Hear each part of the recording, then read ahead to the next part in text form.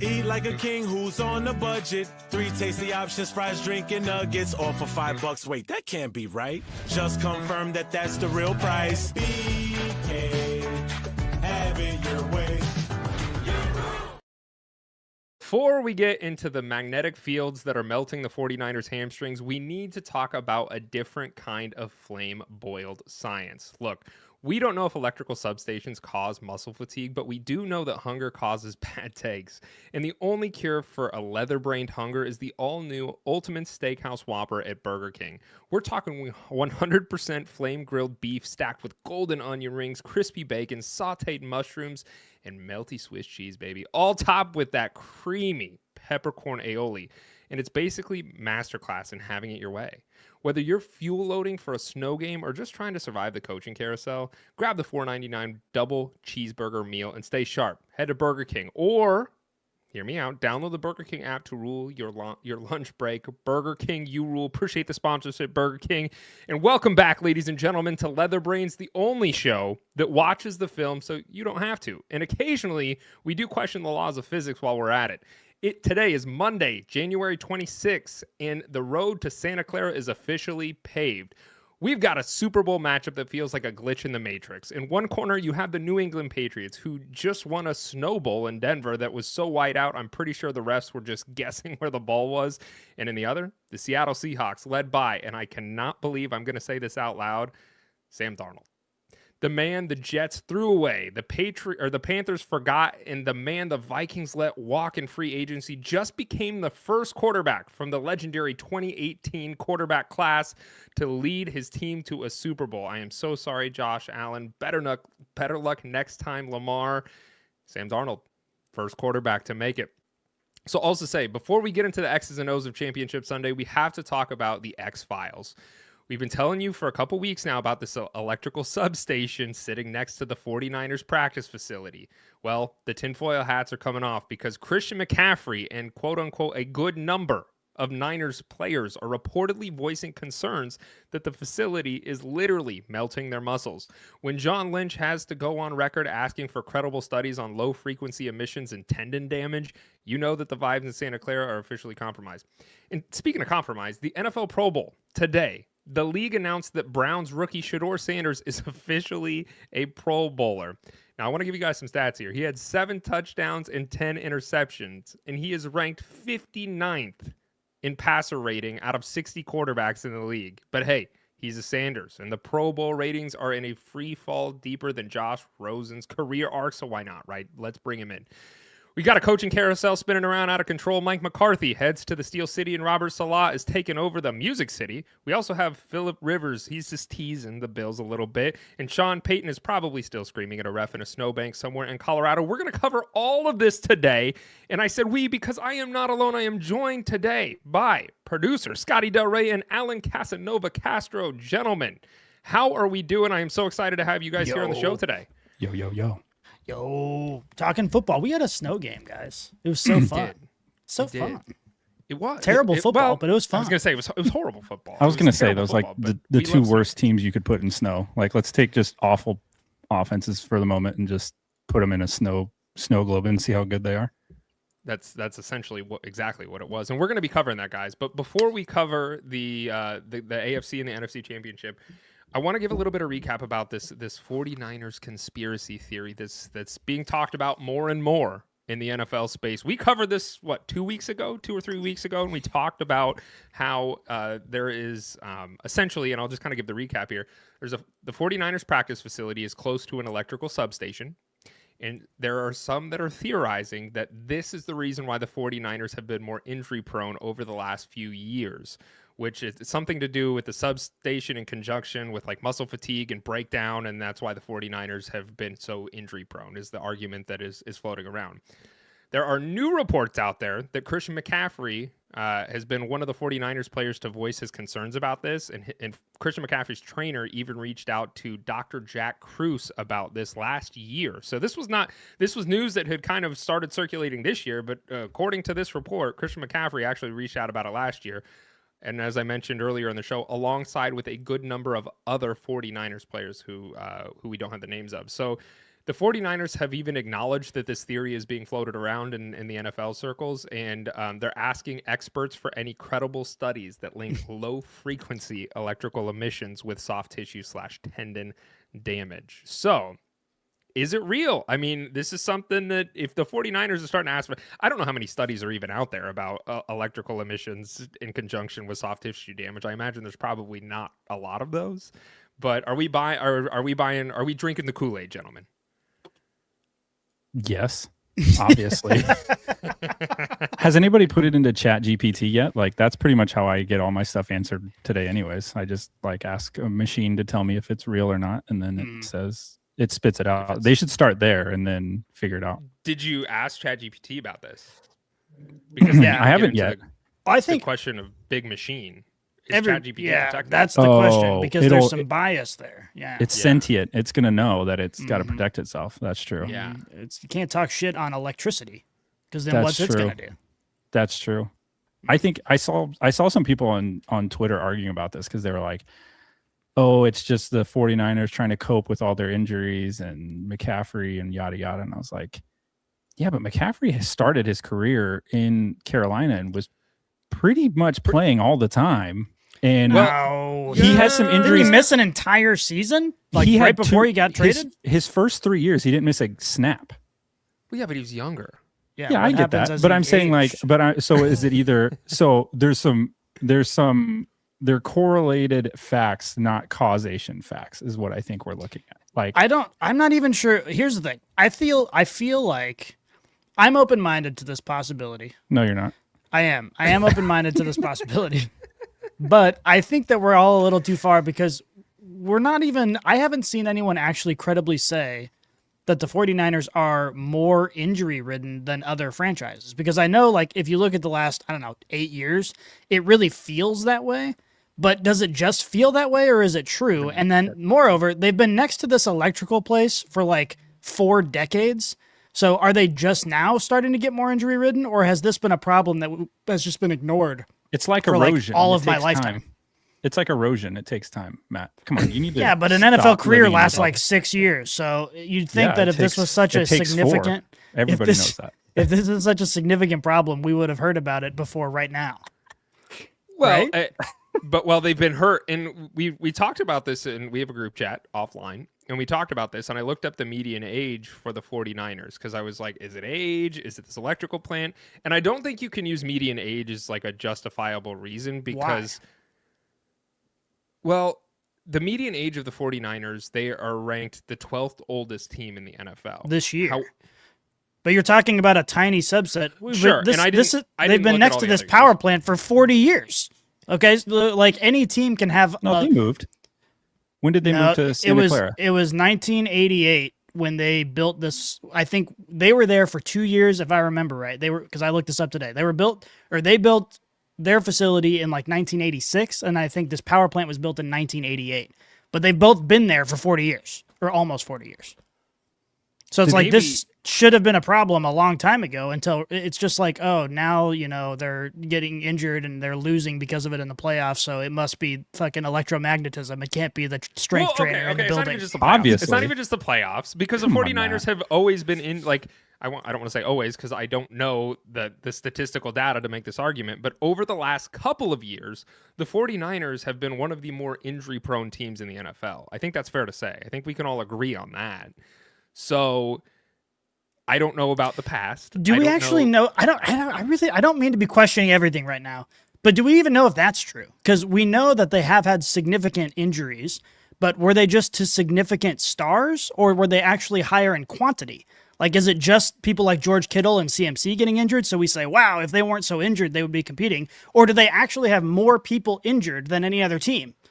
Like, do we, because their whole defense at one point in time this year was completely let me just say this real quick, that the power plant doesn't discriminate, I assume, based on skill level. So you'd assume that there'd be like third and fourth stringers getting injured just as often as George Kittle. No, because the third and fourth stringers aren't playing as often. They're practicing. This is the practice facility. They're all spending time at the practice facility. Okay, but we all played football in high school, and we aren't practicing like we're playing at a game. Those are two very different, like, scenarios. But they're there. It's the electromagnetism. It's everywhere. Sure, it's weakening their bodies, Not but gonna when listen then to they're this. going 100%, like in a game, then they're Alan- more prone to get injured. I would like to know if Alan's going full flat earther right before our eyes 100%. right now. No, 100%. I am. Okay. I'm all in on this. And you brought up 2 names. You're like, is it targeting CMC or Kittle? Is it targeting white people? Now we need to extrapolate this. Like, Oh my God. are electrical substations racist? And that's what I think we really need to dive into.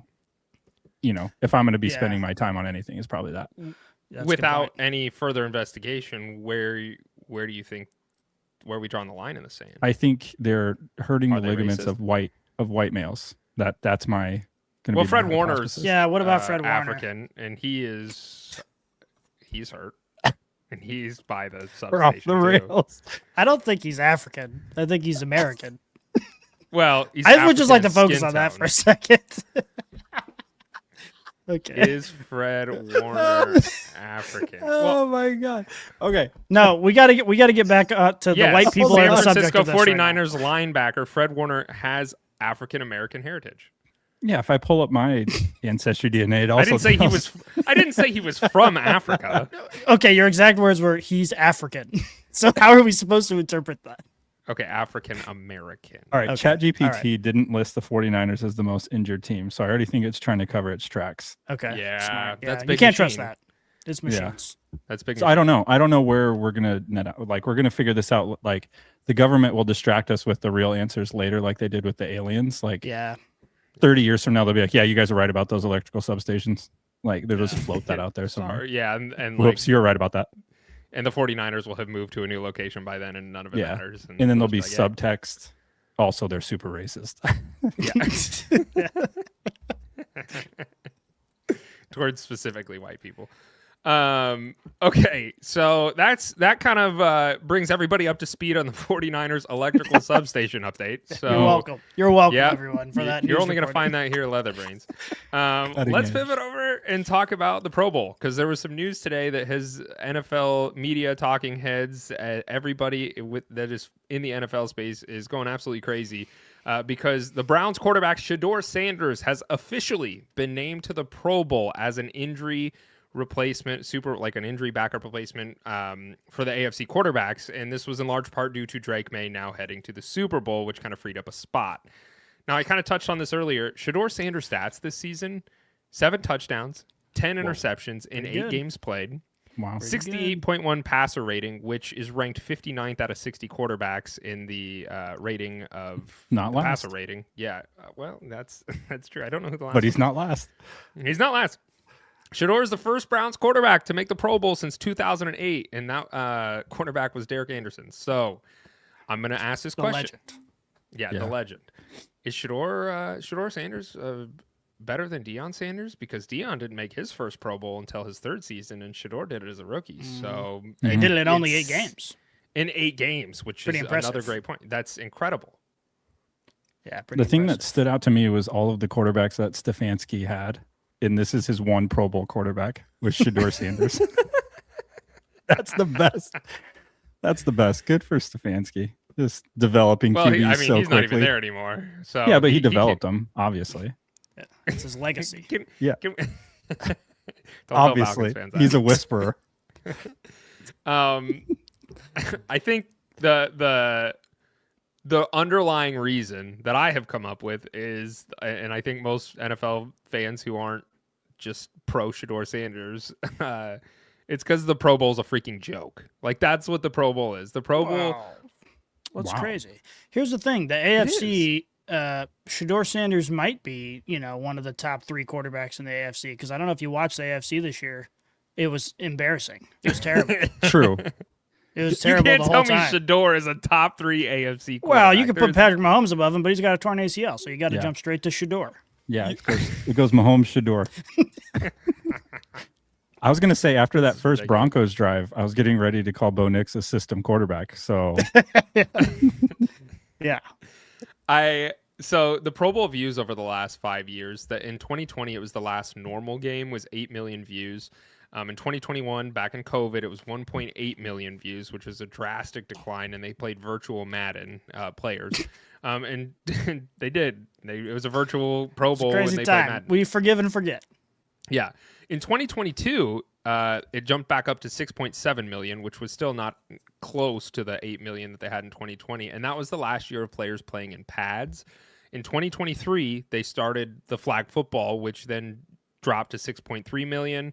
And subsequently, over the last 2 years in 2024 and 2025, they have gotten 5.75 million views and 4.7 million views, respectively. So, in my mind, and in the minds of probably a lot of people, this was all just a stint to try and get some sort of publicity around the Pro Bowl, because Shedeur Sanders has been one of the, like, an enigma in the NFL space, and everybody's just constantly talking about him as a 5th-round draft pick quarterback that some people are on one side of the fence saying he's shit. Other people are on the other side of the fence saying how he went to the 5th round is an absolute disgrace. So everybody's been talking about that all season, and it just kind of seems very telling that that's the move that the NFL went with. I mean, it's an entertainment league. They know what it's going to draw eyes and numbers. People like Shedeur. They want Shedeur regardless of what his output was on the field. He is a polarizing figure in the NFL. People have opinions about him for some reason. I think people forget you reserve the right to not have an opinion at all. You can just kind of let it be, but they do. And so now we're left with this. The NFL knows what it's doing. It's not stupid. The one thing I will say I wish they would bring back, and this is much like the NBA. Everybody wants the dunk contest. Everybody wants the 3-point contest. They need to do more, like, who can throw it the farthest. Like, just do more of that. Pass and kick. Yeah, just. But I don't think they want to do that, though. Which I'm not arguing with you about me wanting to see it, but like, the quarterbacks really want to showcase that? No, they don't. Because they're pussies. Because they're scared to admit that somebody might throw it farther than them. That's what it is. And just like it's the same LeBron reason was LeBron never doesn't do Correct. He's scared just in case somebody's seen as a better dunker than he is. They're all pussies. That's what it comes down to. Sorry. I know this is a family-friendly show, but that's what it is. But they should. Well, we've already never mind. Okay, hold on. We had a science class at the beginning teaching kids about why electrical substations were bad. We learned a little bit. Talked about Africa. Yeah, we learned a little about race and geography, and now and Santa Clara. Yeah, we're moving to this, whatever this is. But I think, but that's my opinion. I think they should do that, but they're all scared to do it. They're all just because they all have these internet personas. They all have this PR team behind them. Like, nobody wants to take a hit. Take it a step further. Like, yeah, you're right. And it comes down to PR, but like, you could even get into the argument of contracts, right? Like, somebody like Shedeur Sanders is not on like a high dollar contract, and we'll see how the next few years pan out for him. But like, in the event that he is in 2 or 3 years from now, his contract's up and he wants to go sign at a different team, I get it. It's 3 or 4 years. So that's there's a long time gap there, but if he's got negative PR around him not throwing a ball very far, that could come back to bite him in the ass, even from a contract perspective, and that could affect their finances. Yeah, it's just a matter. There's nobody wants to compete anymore. Like, you go back to like the old school days of the NFL, and you'd have just these badasses who are like, I'm gonna show that I am the best at everything, and like I'm gonna do whatever I can. And now, like, I understand why we're not playing actual football and tackle football. We don't want injuries. You know, injuries are very, very expensive, and you don't want to waste them on a Pro Bowl game. But we could at least have real competition and something like, throwing the ball accurately or distance or whatever, like that sort of stuff, or pro agility sort of stuff, like where you have the top running back competing against each other, or strength day or whatever it is. Like, you can have real, actual competition that people are invested in, but they just don't want to do that. They're all scared. Well, and the other thing too to kind of think about is, and I'm not saying this is a high likelihood, but it's in the range of outcomes, is what if one of these quarterbacks gets injured when they're trying to throw the ball as long as they or as far as they can? And I get it, right? But like, now you're talking about, depending on what that injury could be, or the running backs having a sprinting contest and maybe they tear their ACL on the field or something, and it's like, now they're not even ready. Just don't do it in Santa Clara; they'll be fine. Just get away from the substations. Mm-hmm. It is kind of interesting as far as the Pro Bowl is concerned. Like, we think it's a joke. A lot of people think it's a joke, and it is being made into this mockery now, and this only further, strengthens that argument. But they're like, former players are kind of pissed off about this too. There was is a former 3-time Pro Bowler. He's an outside linebacker, Sean Merriman. He played for the Browns. He said, the Pro Bowl used to kind of be a badge of honor and like very well respected. And if you got to the Pro Bowl, like that was a badge of honor for players. And he said, I have a Pro Bowl helmet that I walk by almost every day, and it's signed by some of the best players and like the league and like NFL legends, and things have definitely changed. So like it's not even just, I mean, clearly, but it's not even just us as fans that are sitting here talking about this, but it's like it is being made into this joke, and for me it's just a money grab by the NFL at this point. And it, like, there are who knows, maybe Joe Burrow was offered to go be in it and he just turned it down because he's like, what's the point for me, right? Or Justin Herbert or any of these quarterbacks that are not named Shedeur Sanders that are much more talented quarterbacks than he is. Maybe they're turning it down because what's in it for them? Like, what is the point of doing this? And that's kind of where the league is going with Pro Bowls. I wouldn't surprise me if the Pro Bowl just almost doesn't become a thing, and maybe they just get an award shipped to their house or something. Like, I don't know. It sucks and it's sad because the Pro Bowl used to be freaking awesome. Yeah. And now it's just like you're watching Peyton Manning be a coach for these and them screw around on the field with flag football, and it's like, what are we doing here? You know what they should do? Oh, sorry, go ahead. Oh, I was just gonna say, I was like, NFL is not the only one going through this, obviously. Like, sure, NHL, NBA, every league is struggling. Amy Ritchie, how much money do you have, like, in total?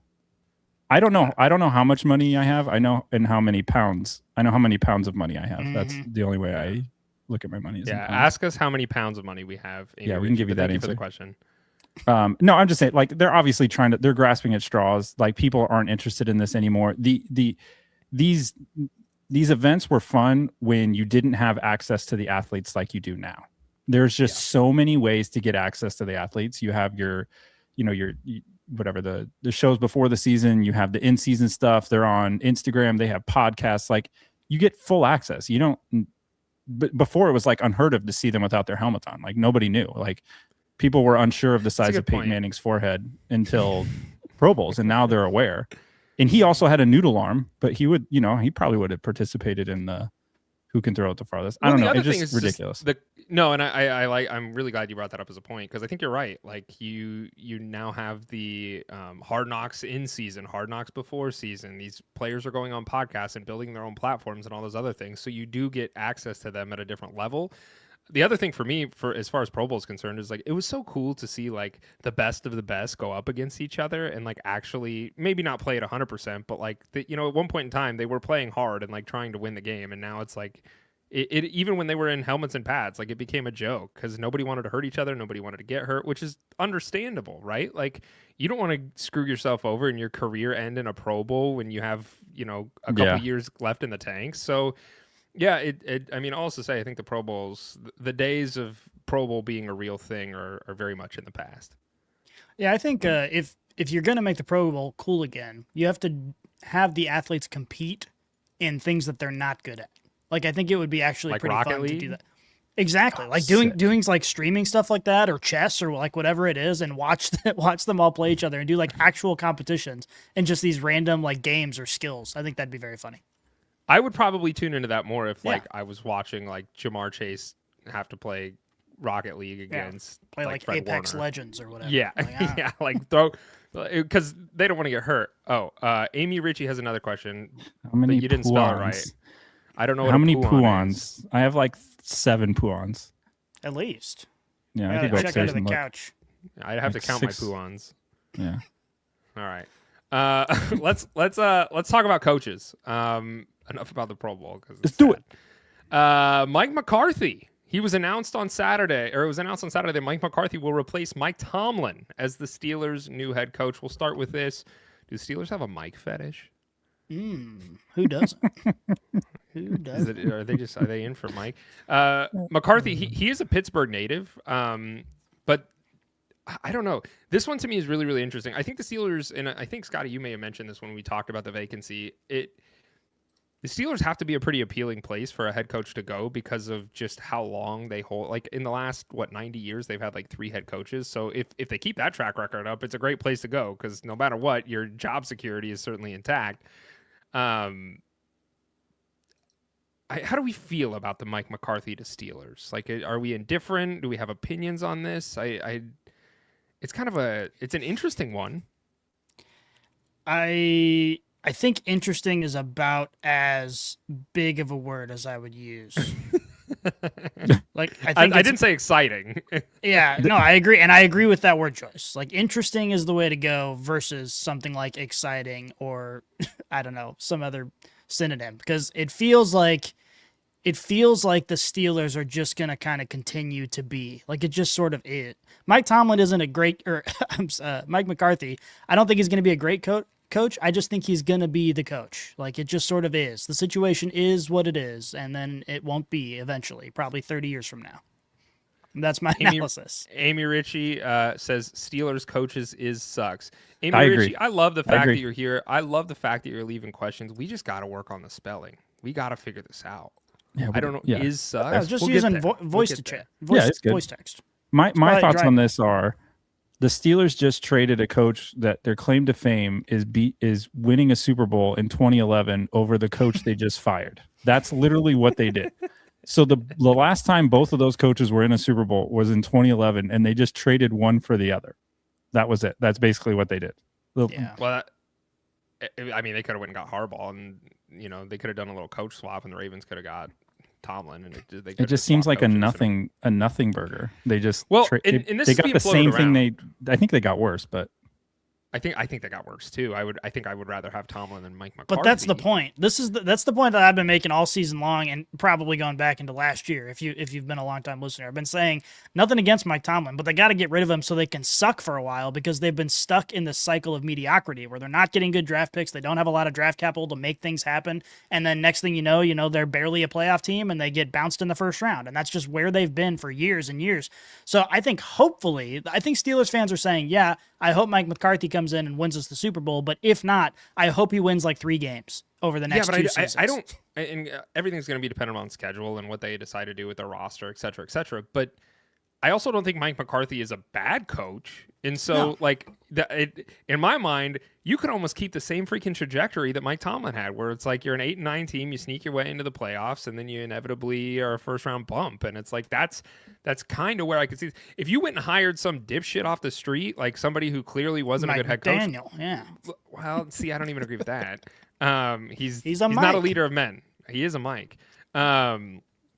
But if you go get somebody like some OC that's really unheard of and shouldn't be in there, to me, that would be pretty indicative of like, okay, we'll give the guy a shot. And if it doesn't work out, at least we'll can him and we can get a good draft capital and get the coach we need.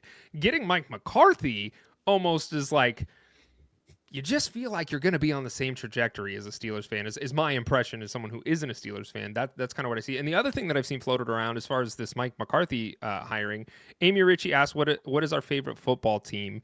I'm a Cardinals fan, and these two gentlemen, as you can very clearly see behind, are Chiefs fans. So the other thing I've seen about Mike McCarthy, and Scotty loves Heifers. big livestock fan. Yeah. Huge livestock fan. That's where all his pounds are. Pounds. Mike McCarthy, I don't know if there's any truth to this, but it's being floated around in the NFL circles. Perhaps they're trying to maybe get Aaron Rodgers to come back for another year with the ties that McCarthy and Rodgers have, and they do have a vacant quarterback room with no first. Like I don't. It's a nothing burger to me, man.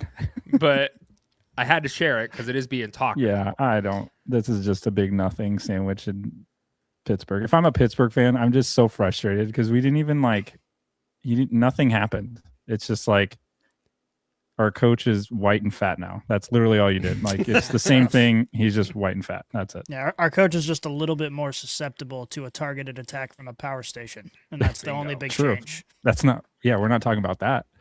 Yeah, I don't. Well, it's whatever. They're in the same spot they are. They have the same problems they did before, and I don't think McCarthy's going to change any of that. Yeah, I struggle to see that as well. Another coach that is Phillip Rivers. In a stroke of absolute genius, the Bills announced that they were interviewing Phillip Rivers as a potential head coaching candidate after they had moved on from McDermott. It was, however, short-lived as Rivers announced he was removing himself from the candidacy as of this morning. So, where Phillip Rivers? Well, that's what Where did he come from? That's what the Steelers should have done right there. Take a shot on Phillip Rivers, who obviously is a football genius, and see if he's capable of coaching grown men. And if not, you're fine. Then you can revamp the whole.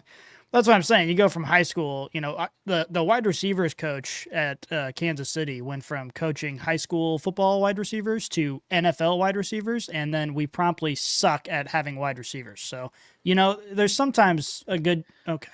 Well, Amy Ritchie says the Chiefs suck. that's Chiefs. Once again, Chiefs. Yeah, Yeah. we got to work on the spelling. I think you're Young Amy, friend. who is your team? young friend. Yeah, who's your team? Squad up. Who's your team? Yeah. Yeah. Amy need seems some like the ammo. kind of person who roots for like Manchester United and the game that's not a sport. Yeah. The tweet I saw on this, which was hilarious, was that Phillip Rivers with 9 kids. They said this is the first time that Phillip Rivers has pulled out of anything. And I was absolutely dying. That's good. Yeah, when I saw Phillip Rivers was interviewing, I was like, "What in the hell are the Bills doing?" Like, it felt very much like Jeff Saturday-esque. Like, I'm like, what is going on here? I also want to know why Phillip Rivers is the one withdrawing from this potential. That I found meeting. interesting. Like, was it? I know we all got a chance to laugh at the Bills owner in his press conferences over the last week. Like, this dude's just a psycho, like just a moron. So maybe Phillip Rivers is like, yeah, I'm not doing that, which would be hilarious because Phillip Rivers has never coached anything except for high school football. And he's like, yeah, I'm sorry, Buffalo Bills, I'm just simply not interested in being a part of that organization. Amy Ritchie says Vikings are the best team in the world. We're gonna talk about that. Why don't you stay tuned? Maybe we'll talk about the Vikings. I do think this is wild for Buffalo that they blew up their team because they panicked. I think, I do think they should have fired McDermott, but I think they're panicking. I think this is sheer panic moves, and then the owner panicked on air. The GM might or being panicked on. Give some insight about that for anybody that missed it, because we didn't include it. So. Yeah. So obviously going back to them firing McDermott, and then there was a press conference with Bean and the owner, and basically it turned into them shit talking current players on the roster, which is Keon Coleman saying it was the previous coaching staff that wanted to draft him. Like that was a bad thing in total. Like Keon Coleman was the reason we haven't been doing good.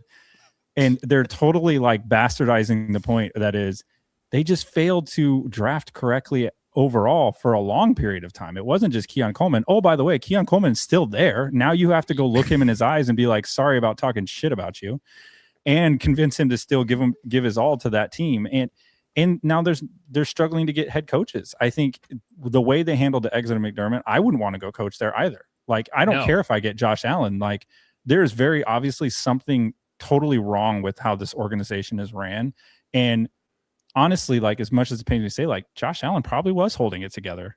He was probably, I would agree. He was with probably that. doing the Lord's work in making that thing happen. And they're totally like, I get it. If I'm a Buffalo fan, I'm like, we just ruined one of the greatest quarterbacks that we've ever had because we couldn't figure out how to put a team together all of a sudden.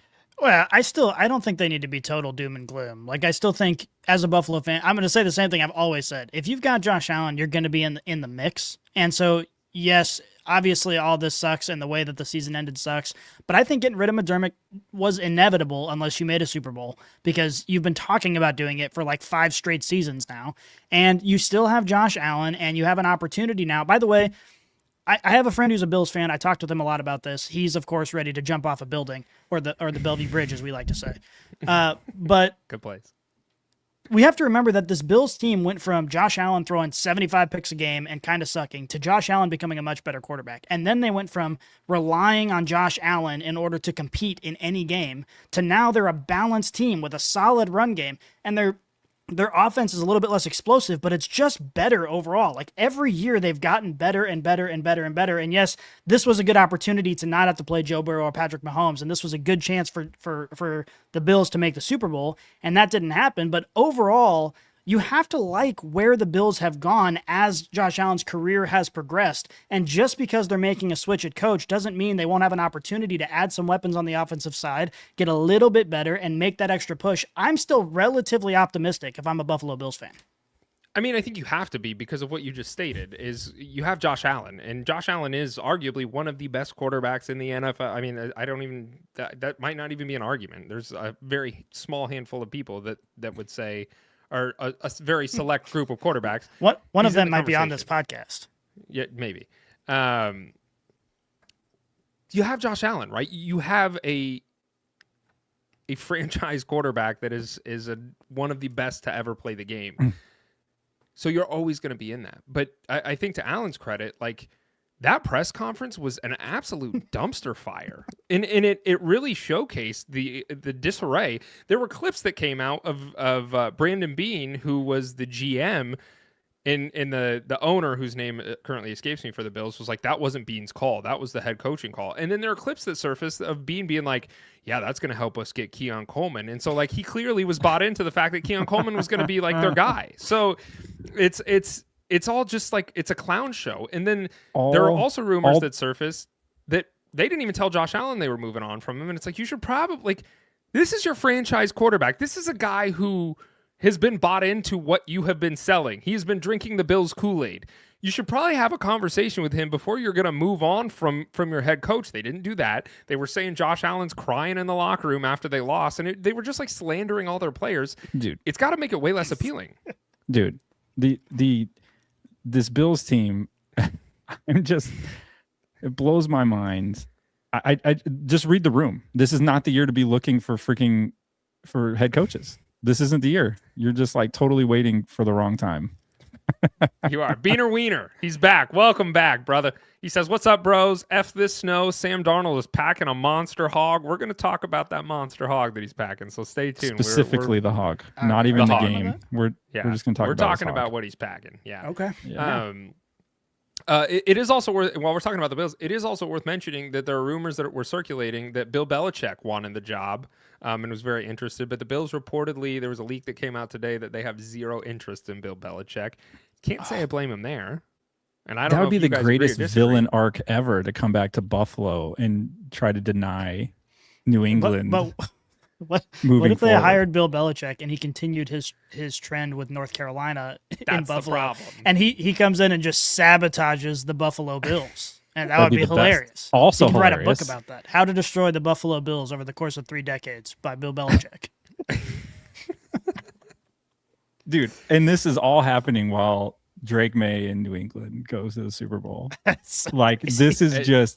This is nightmare fuel for Bills fans through and through. Well, and the icing on the cake here, and I kind of, when Alan said that the Bills, it feels like they're almost panicking, that's kind of, as an outsider looking in, that's almost kind of what it looks like. And I kind of agree with that sentiment. They're interviewing David Webb, who's a 30-year-old, he's the Broncos quarterbacks coach. And Nice. It's like, look, if we as the Cardinals were to interview David Webb, I'd be like, whatever, screw it, that's fine. Because why not just take a shot on the young guy that maybe could turn the organization around? But like, that's not where the Bills are at. Like, I'll tell you what, the Bills are in a window. Go get a guy who can do it. If there's one thing, when you look at the Broncos and you say that team does one thing well, it's definitely their quarterback play. Yeah. That's what's concerning, right? Is like, it's not. I don't. Well, the problem that we're running into now is NFL GMs and fans is that you had Indiana win a national title with Cignetti on year 2. You got Vrabel coming in and going to a Super Bowl in year 2. You got a quarterback that, there's going to be this clamoring for immediate returns. Like, they're not going to wait anymore. And so it's like, you shouldn't if you're the Bills, though. You shouldn't. But like, really, this David Webb over McDermott, this is what you feel like is the best thing? Because there's no way in hell that's not restarting. No. And that's what I mean is like, if you're already a slum franchise, like the Jets, the Cardinals, the Browns, like if you want to take a shot on a young, unproven like coach, I don't see what the downside is, right? Because you're not going to get any worse than you already are. When you're the Bills and you're sitting where you are right now, it's like we're in this window. Josh Allen's not getting any younger. We have talent on this roster. We really need to utilize it. And why take a shot on an unproven guy when you can go get somebody who at least understands how to utilize the roster and build and continue the success that they have found and further progress that, versus somebody who might just fail because they're a shitty first-time head coach who's never done it before. Like, that's where I feel like that panic is coming in for the Bills, because when you look at the coaching landscape right now, it's kind of bleak. Like, there's a couple guys still out there, but like Harbaugh's gone, Stefanski's signed. Like, these guys are getting pulled off the board now, and it's like, who was your better option than McDermott at that point? And that's where I don't know if I know you were talking to your friend Scotty about the Bills, and he's a Bills fan, but I don't know if you move. Like if I was a Bills fan, I don't know if I would want to move on from McDermott because you're still finding success, and it's like, and there were also rumors that came out after that press conference that we discussed earlier, stating that McDermott actually went to the front office and was like, this isn't a roster that's able to compete. Like, this isn't a Super Bowl ready roster. I need more. And it wasn't clarification as to what exactly, but if I was to guess, probably an upper echelon wide receiver, because the pass catchers this year for the Bills weren't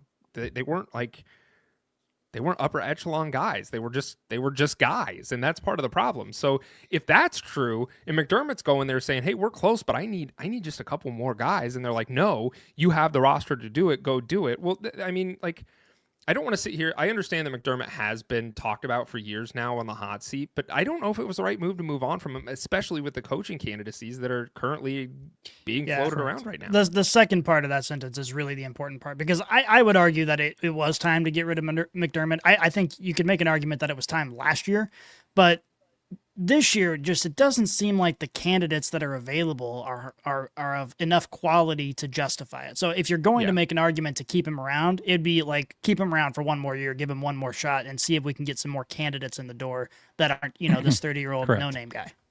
Yeah, I agree. 1,000%. Turn and be forgiven.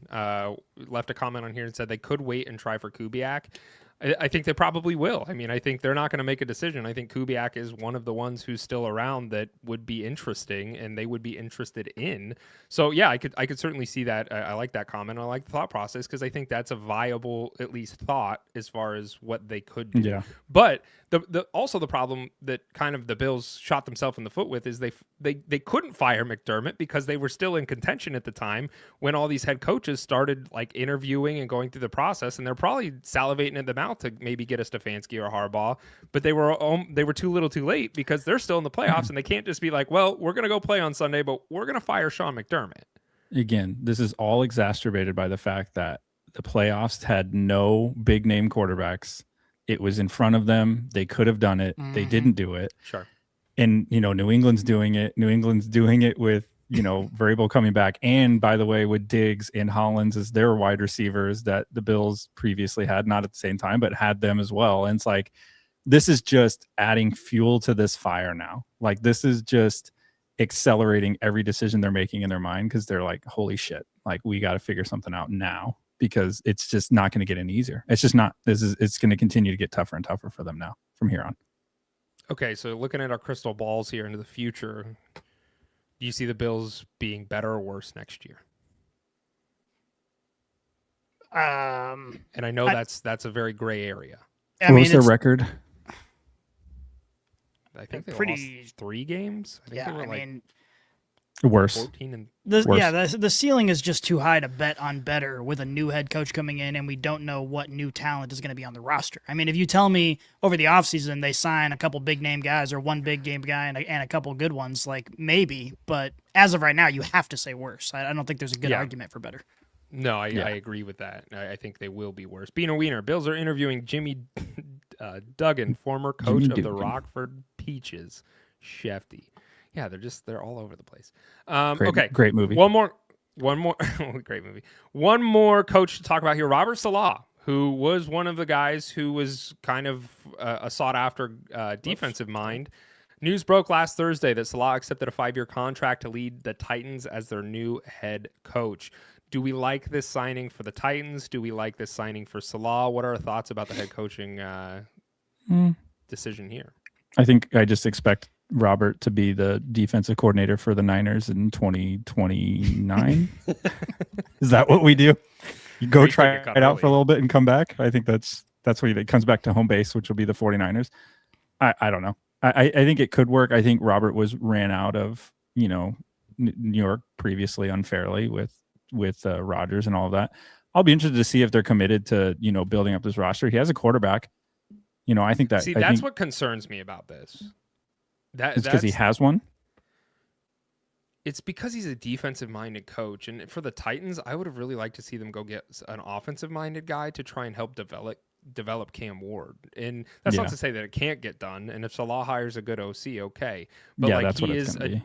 yeah, he's a defensive-minded guy first, and I agree with you. By the way, I think that he did get an unfair treatment when he was with New York. And if Saleh was going to be the Cardinals head coach, I wouldn't be disappointed in that, because I do think in terms of leaders of men and in like his knowledge of the game, like he understands it very well. I'm a little concerned about the development of Cam Ward with Saleh being there. And You know what'll put your mind at ease about the development of Cam Ward? There that? is one offensive coordinator who's got a pretty good record for developing top-tier quarterback talent. And Brian he Dable. really wanted a head coaching job, but that doesn't seem like that's going to happen. So I actually think Matt Nagy, offensive coordinator for Yeah, the Titans. baby. I'm only halfway joking here, because I do think that absent head coaching opportunity, Nagy's priority is just a place where he can go to be the play caller and run the offense. And this is actually a pretty good opportunity for him to actually do that and get his sort of foot in the door in that almost head coach position, because I don't think he's going to get hired as a head coach this year, but this would actually be a step in the right direction for his career. And I wouldn't actually hate it, I don't think. I just don't like Nagy. Sorry, I know I said his name wrong. I don't like Matt Nagy. I think he's a fucking idiot, and I know What? that we've talked about him in jest a lot here on this show. Sorry, Philly Mike OG said, breaking news, the Cardinals just traded Kyler Murray to the Falcons for a second. I don't think that's true, but I would be very happy if it was. That would be awesome. I think it would be a good opportunity for him, because it's either make or break, right? Like there's nowhere to go but up for this offense. And so they need a lot of different players. Like their roster is pretty decimated offensively. It would be make or break. I still am not buying that he would make it. But I think anything is an improvement over where they were last year. So if you get him to go over there and he stays as far away from Arizona as possible, I'm fine with that. I do think that Robert Saleh, it's going to be interesting. I mean, it's tough to know whether or not the Titans are capable of taking any sort of steps forward. I tend to agree that the quarterback play did just enough this year to inspire some degree of confidence that they can improve. I don't know. It's not like it was for Bo Nix or Drake May, in last offseason, where we said, oh, those guys are definitely going to be, decent. But, there were some flashes and something enough to be excited about as of right now.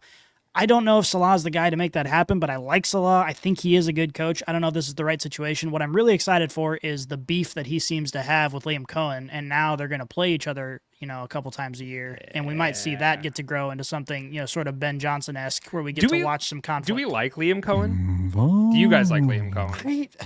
It seems like he's a good coach. I think I would want to punch him but in I the kind of like him. face. Yeah, I don't. He's just got a punchable head is the problem. He does. I can't Correct. get over that.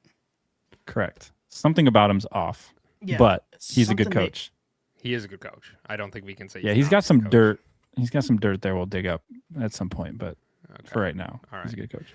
All right. Well, that's all the coach speak. We are going to go over to the AFC and NFC Championship and recap those games. But before we do, we got to give a shout out to our sponsor. This combo meal's got combinations. Make this thing your own creation. Entree, drink, and choice of sides. Oh, and it's free to swap fries. BK, have it your way. Gentlemen, we are halfway through the chaos of the NFL, and if you're like Sam Darnold, you have spent years wandering the wilderness of the NFL just looking for a win.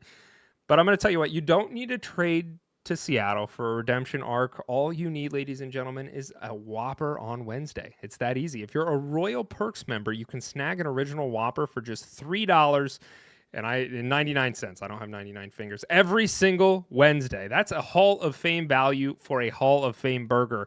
And for the Sweet Tooth crew, pair it with a new fried cinnamon apple pie. It's warm. It's flaky. And unlike your team's clock management, it never lets you down, baby. Rule the week, rule the menu, and rule your cravings. Join Royal Perks in the app today and start earning those crowns. Burger King, baby, you rule. We appreciate your sponsorship. And now, let's talk about the AFC. We'll start with this game. We kind of talked about this earlier. This game freaking sucked, man. This game was boring as hell. This game was a snow game, which I love snow games, but By default, those can't be bad ones. By default, I snow game agree. cannot be a bad game. I agree. It was snowy. This was a boring game. Snow games can be boring. I don't know, man. It's snowing. It was a boring game. The snow was so bad that even the commentators were saying how much you couldn't see the Patriots players because they were wearing white, and they're like, hilarious. It was bad. It was coming down. Romo said that every second. He's like, I don't know if you can see him. I was like, yeah, I guess. I don't know. Like, I'm not there, but I will say the cameras are so good that you can see them on the cameras and you can't see the snow. But then they would pivot over to the wide view, and you're like, holy crap, it is a tundra out there. Yeah, I mean, they picked the perfect guy to commentate on the game because Tony Romo never let you go 3 seconds without realizing it was snowing. He decided to remind you of the snow as often as he ever could, and I enjoyed it. I thought the game was fine. I mean, it was close, which kept it interesting. So, yes, it wasn't offensive explosion. Yes, it wasn't clean football because there was a blizzard happening, but it was close, and so you knew that anything could kind of happen, and it kept you glued to the TV the whole time. I think ironically, this hurt the Broncos more because they needed to push the ball. They needed to move the ball, and they were struggling to do that anyways. And then you just add the snow, and it's like, well, now we can do literally nothing. Like, the odds of us moving this ball now are minimal. None. I think this highlights, the game was pretty much over. Was it in the second when to go up 10-0? Sean Payton went for it on fourth down rather than kicking the field. It's like, dude, you have the weather forecast in your hands. Like, that's something all NFL teams do. What's the weather going to be like? What's it going to be like in the third and fourth? What's the wind doing? Like, they do that in college. So I know he has that. And I don't know if this is because he played in a dome coached in a dome forever and kind of forgot that piece of the puzzle. But it's like, the game is going to deteriorate. You know it. Points are at a premium. You're starting a backup quarterback, and you have the chance to go up 2 scores at home, and you don't do it. And I think that was it.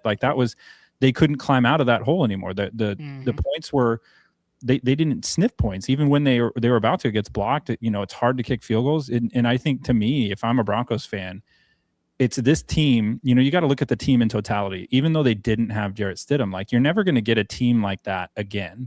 Your opportunities are limited. You're going to have to reinvent yourself again next year. And you had a prime opportunity. Schedule.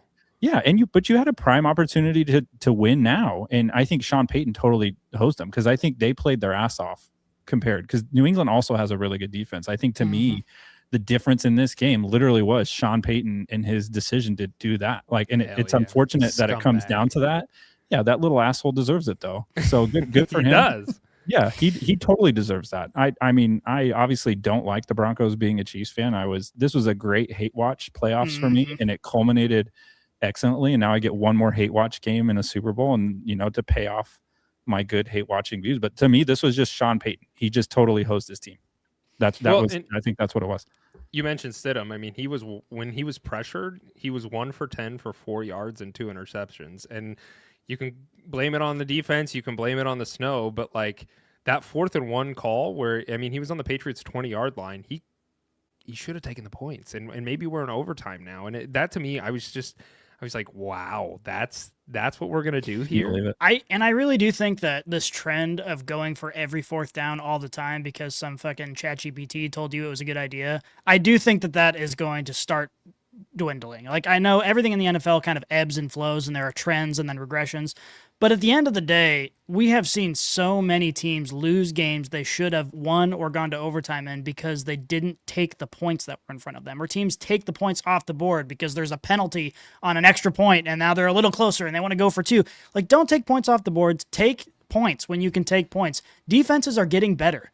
Every year in the NFL, defenses are getting better. We used to have, remember it was a really heavy running back league for a while, and then it was just air raid offenses, throw the ball, score 1 billion points, and now we're getting to the point where defenses are just so good, and they're so good at disguising their coverages, and the athletes that play corner and safety are the best athletes on the field. Defenses are so good, you cannot afford to leave points out anymore, and I really do think NFL coaches need to come to terms with this and start kicking fucking field goals.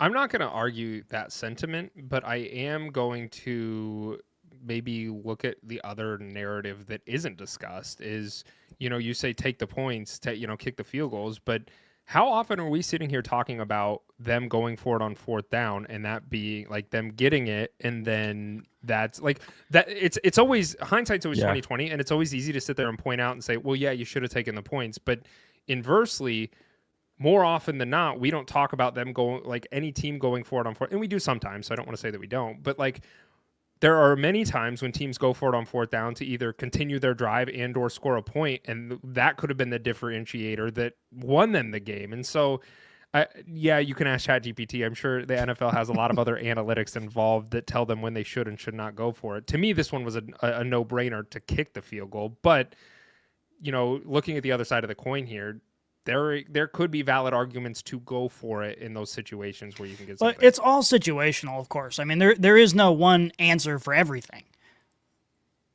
Beaner Wiener says, no Chiefs, no Mahomes, and no more of the gay Kelsey and his girlfriend. Best postseason ever. I forgot. Who's Beaner Wiener a fan of again? Is he a Raiders fan? That might be racist that I said that. No, I think. Well, when he chimed into one of our shows, he was talking about the Raiders and Mendoza. So I don't know. Yeah, I don't know what it is. Yeah, I mean, if this is what you want to watch, is Jarrett Stidham and Drake May throw for 4 yards? By all means, my guy, enjoy your product on the field. It's way better playoffs than Josh Allen. San Fran. Oh yeah, that is close. That is close. Okay, hey, so Beaner Wiener, what do you think? What do you think? Substations, man, are they taking your players down? Yay or nay? I'm saying yay. I'm saying these substations are totally wrecking ligaments. We're saying big machines just coming for some are saying Santa Clara is the next Chernobyl. I don't know. Some are saying that. Some are saying that. Some are saying that. I don't know who, but also some heard that. Some here on the show. We want your insight on that. Like, as a fan, do you believe that the substation theory is true? I want to know. Yeah. Because we think all right. Well, he said, "Bro, I agree. We've been crushed with injuries. Beaner Wiener's all in on goated. Beaner Wiener's a goat. He knows listener. what's up, or she. Beaner Wiener knows what's up. If Beaner Wiener is a she, that's going to be the biggest twist ever. I know. In the history of podcasts. M. Night Shyamalan twist of usernames. All right, let's go over to the NFC. Or is there anything else we want to touch on? I do want to talk about this for a second because are we? A lot of people want to crown Drake May for this run. Okay. Has he just been hanging out collecting wins, or do we really feel like we know enough about Drake May to say this is his postseason? I think it's somewhere in the middle. I don't think this postseason has been indicative of his play this year, but as I'm sure Scotty's about to bring up, their schedule was also a cupcake schedule, so he's gotten to play some pretty unformidable It's even worse than that, though, because they've only played a handful of games against winning teams, and in those games, Drake May has sucked. Like, it's not even that, Drake May has thrown more interceptions than touchdowns in games against winning teams over his career so far. But listen, I think when you watch him play, he's very obviously a good quarterback. Like, he's very obviously talented. He very obviously has, the entire NFL career in front of him where he can win multiple Super Bowls. I have no doubt about that.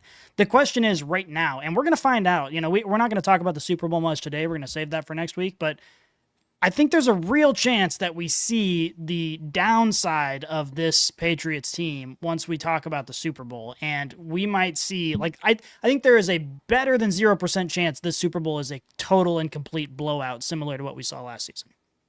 Wiener, he agrees. And sorry to interrupt you. He says Darnold crushes the Pats. Babyface May has a bright career ahead, but the Pats aren't fully back yet. We're going to save our thoughts for next week for the Super Bowl. Yeah. I think, though, with this Super Bowl run, like what he's done so far through these playoff games and even in this game is like he hasn't really had to do much. He's got a sick offense. Yep. Even the one touchdown drive he had was because of the forced fumble from Stidham. And so he had like a 12-yard drive to get a touchdown, and that was their one touchdown drive. I just think you look at what you look, and this is perfect that Rod's commenting, because you look at what Stafford did last night, throw for over 300 yards, 3 touchdowns, and he loses, and we're like, oh, see, Stafford couldn't get there.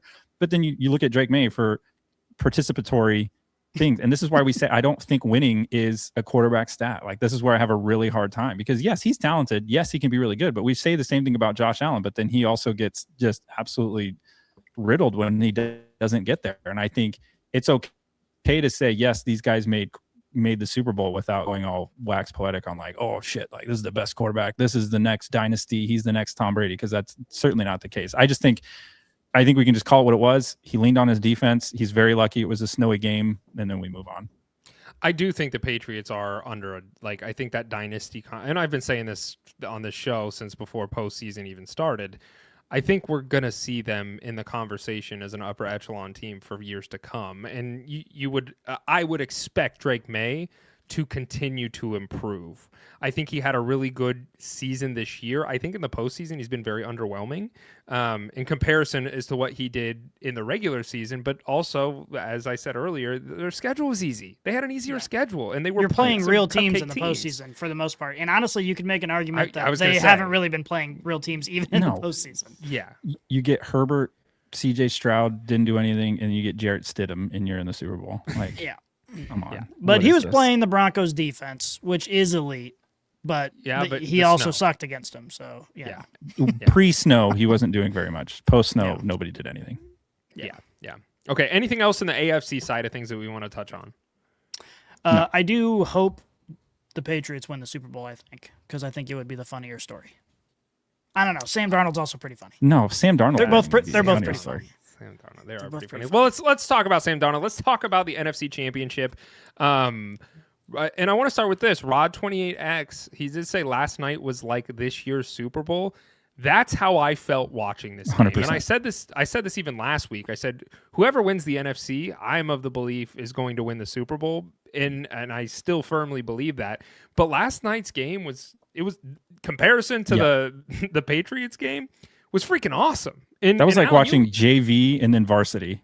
You're like, Correct. All right, the JV just got done. Now we're going to watch varsity play, and we're going to watch Stafford, and we're going to watch the Seahawks team. Like, this is going to be sweet. It was a great game. I agree. It was a really great game. And I told you guys, I told you guys, and you guys convinced me to say the Rams were going to win this, but I told you guys I really have a feeling that the Seahawks are going to win this one. I don't at the end think of I last week's convinced you episode. of anything. It was Alan. It was Alan. I think it was Alan. Alan said I convinced you have money on the game. He did, because I said I think the Seahawks. I don't have a good feeling about the Rams in this. I thought Darnold was going to pumpkin. I thought he was going to do it. He didn't do it. He still hasn't done it. I don't know. Well, and here's the thing. That's still, like I said it last week. Like, every team sort of has their Achilles heel, and the Achilles heel of the Seahawks is Sam Darnold. We just haven't seen it sort of activate up yet. It hasn't been, activated by electromagnetism. He went 346 for 3 touchdowns. Yeah, and he 0 was throwing some freaking dimes. I agree with you. He played lights out, and he's played lights out several times all season. But when he's not playing lights out, he's playing like the old Sam Darnold. It's one or the other this whole year. He's either throwing 3 picks in a game, or he's throwing for 350 yards and 3 touchdowns. There's no in between. So the question is, which one are you going to get against this Patriots defense that is really, really, really good? Well, I don't want to show my hand because we're going to talk about it next week. Next week. Next week. Let's recap this game. So in terms of the shootout, there was 875 total yards of offense in this game, and it was a hell of a game to watch. Both quarterbacks were slinging it. They were playing. I mean, it was all around just a tremendous game. But I want to call myself out, gentlemen, because I couldn't have been more wrong about the Seahawks this year. You will find a clip if you go over on our social media, TikTok, Twitter, Instagram, wherever we're at, or we're everywhere. But on any of those platforms, there was a clip that I posted before the season had started about the Seahawks. And I made a series of clips about my hot takes, and one of them was the Seahawks were going to be one of the worst teams in the NFL this year. And here we are sitting at the Super Bowl with the Seahawks in it. My arguments were they got rid of DK Metcalf, they got rid of Geno. What are they doing? Sam Darnold's going to be that pumpkin that Alan had mentioned, and I couldn't have been more wrong. So I have to call myself out and throw myself some shade because I was very wrong. I do appreciate as a sports commentator that you are nowadays. You do everything at 110%. Because, like, when you're wrong, you're as wrong as a person could possibly be.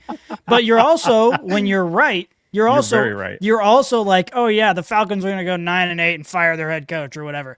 Well, okay, nobody else was saying that. So you're just like, whatever you say is either just fucking stupid or the most brilliant thing anyone's ever thought.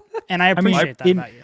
In Slap's defense, I think we all thought this about Seattle. Like, were they more likely to regress or progress? And I think I think we underestimated what this team could be. I think we underestimated some of the parts, like how Shaheed was going to pull up, how this running game was going to look, how this defense was going to look. Yeah, and JSN being, all worldly. Now he's in posts of like, all right, bench one, and they're like, Jamar Chase, Justin Jefferson, and like, so that tells you like where he's now elevating himself to. But I think if you want to add, besides the Bills being on suicide watch for what's happening, the Vikings have to be on suicide watch for what's happening, because you literally let Darnold go for a guy that paints his face, calls himself 9, and is injured all the time. Like, that's what you did. And so now you got two fan bases that are just tortured by what is happening and playing out on the field. So one of those fan bases is going to feel, the Jets, and there, I've seen a lot of Jets fans on X, the Everything app, and have like, they're very much rooting for Sam Darnold, and they're like, "Go get it! Like, we're rooting for you." Well, it's because they hate the Patriots more than they dislike that Darnold left. Yeah, respect. Yeah. That's what sports is really about. Is hatred. Yeah, you have to be able to hate better than anybody. And I saw one Jets fan say, if Sam Darnold prevents the Patriots from winning a Super Bowl, it was worth our draft pick in 2018 or 2017. I was dying. Yeah. And you mentioned this a little bit earlier, I think, Alan. Sam Darnold, he is the first quarterback in that class, in the 2018 draft class, to go to the Super Bowl. And if anybody's not familiar with all the quarterbacks that were in that class, I'm going to read them very quickly. Baker Mayfield went at the 101. Sam Darnold was the second quarterback. He was the third pick in that draft. At number 7, you had the Bills taking Josh Allen. At the 10th pick, you had the Cardinals taking Josh Rosen. And the very last pick in the first round was Lamar Jackson to the Ravens. So out of all of those quarterbacks, I mean, you got Baker Mayfield, Josh Allen, and Lamar Jackson. Sam Darnold is going to the freaking Super Bowl. I would not like that. You can't make this up. Well, you know what? You know what I really appreciate about Sam Darnold, because you know me, I'm all about the persona. I'm all about the leadership qualities. That don't be emotional, like be a leader. At the end of this game, he was asked by the sideline reporter, "Hey, there are a lot of people talking shit about you for your entire career. What does it mean now that you are finding all the success and going to the Super Bowl?" And his words were, "I don't care about that. Like, I'm just here to win. I'm here to play football. Like, I don't pay attention to any of that bullshit. I'm just here to show up and play for my guys." And he just approached the whole situation. Like, you can imagine so many players in the NFL like, "Fuck you, revenge tour. I'm talking this shit." Like, he's just like, "Yeah, I'm just here to play football. I didn't care about what they were saying when I was losing, and I certainly don't care now that I'm a Super Bowl quarterback." Yeah. I think he's played really well. I think in this game, when you dive into it, and I'm reading some of the chats coming in from Rod and Beaner Wiener, like some of these, I like that's his name. I'm getting that tattooed on me. Exactly where you think I'm going to get it tattooed too. You have to abbreviate it a little bit. No, we're going the full thing with the numbers and the at. It'll all fit. I think you talked about going for it on 4th, and I'm happy this was mentioned because there was opportunity to get points for McVay, and I know he felt the pressure because I think he felt like our defense can't stand up to the Seahawks. And I mean, by and large, they didn't, because they were dropping coverage all over the place. They were kind of letting them, do whatever they wanted on offense. But I think McVay should have gotten those 3 points when he went for it. It was late in the 4th. I think it was like 5 or 6 minutes left in the 4th, and he went for it and passed up the 3. When, I mean, that could have been it, because now you put a little bit more. Yeah, then you put a little bit more pressure on the Seahawks now because once that gap tightens and you don't have like as much wiggle room, like when you have a touchdown, you got to go and you get some wiggle room on how you want to play. But when it's that down to that 3 and you let pressure creep into the other side, I think McVay was a little too lax with his 4th down. Like Matt was saying, like, people need to just take the points. And I think that was a prime opportunity. Just shorten the gap just a little bit, just get closer. And now you need another 3 instead of trying to get it all at once. Like, I think that was one of many calls where I feel like McVay, even in the Chicago game, I felt like he was fumbling through the offense. And I don't think this was a great playoffs showing for him at all, because I think he wasted a lot of opportunities for that offense. I think he knows that Stafford is reaching the end of his career, and this is sort of make or break it time for him. And I think he felt that pressure. But ultimately, like, the 4th down decisions, obviously hindsight is 20/20. And you can sort of see his perspective, given like, okay, both of us seem to be unstoppable offenses. So I don't know if I can afford to just take 3 points. I don't know if we're ever going to stop the Seahawks offense again. But at some point, like, I just think NFL coaches have to come to the realization that, like, hey, if it's 4 or 5 yards and, the likelihood that we convert this 4th down is just kind of okay, like, just take the points. Like, 3 points is better than no points. And by the way, we forget that Well, yeah, I don't know. I just think they really should start taking points more often, even in these situations where you feel the pressure of the opposing offense. Just take the points, put them on the scoreboard, because you can't just wish them there later on. You have to take them when they're there.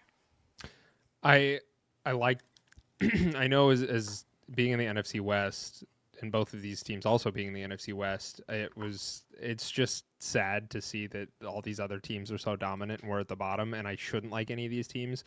But I got kind of sad watching Sean McVay on that 4th and 5 when they went for it in the end zone and didn't get it, and the camera panned over to him and he had the thing in his face and he knew at that moment like the game was over, and I was like, damn, man, that sucks, because you were right there, and he knew it. Like, you could tell right then and there. He knew like it was done, and it was. Yeah. I kind of want to touch back on the Vikings thing just a little bit because I think it's hilarious. Okay, I like it. I mean, if you're a Vikings fan, you gotta be I mean, you're watching all this play out. JJ McCarthy is not good. He is not the answer. It'd be one thing if he was you like, let him go. It'd be one thing if he was just like, if JJ McCarthy was like, okay, he's just young, he's making some mistakes, but he also has decided to be totally insufferable as a human being, and that's the real problem. Because you're like, wow, he kind of sucks, and then you see him in front of the camera, and you're like, wow, he sucks, and I hate him.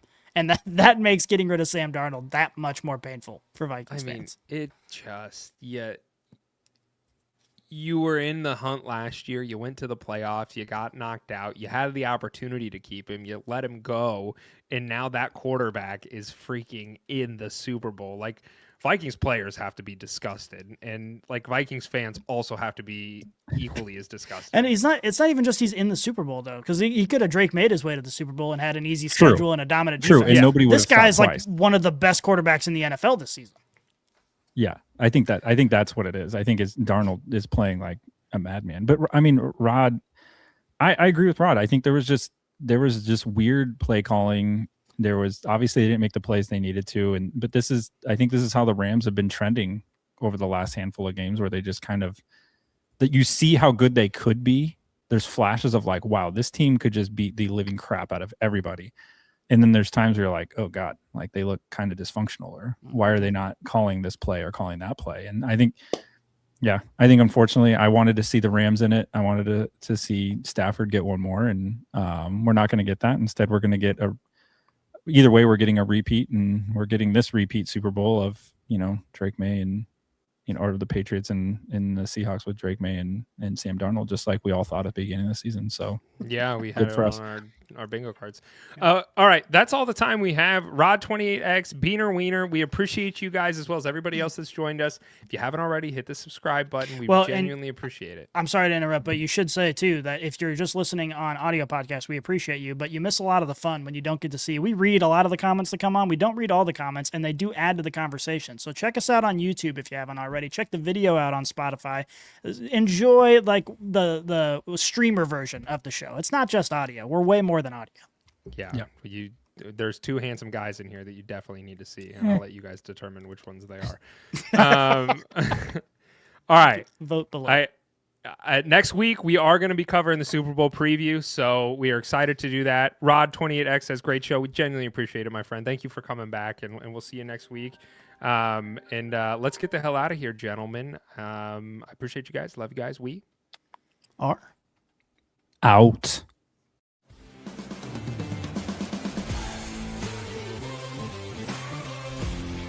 If you enjoyed this episode, make sure you tune into our new releases every week on your favorite podcast app.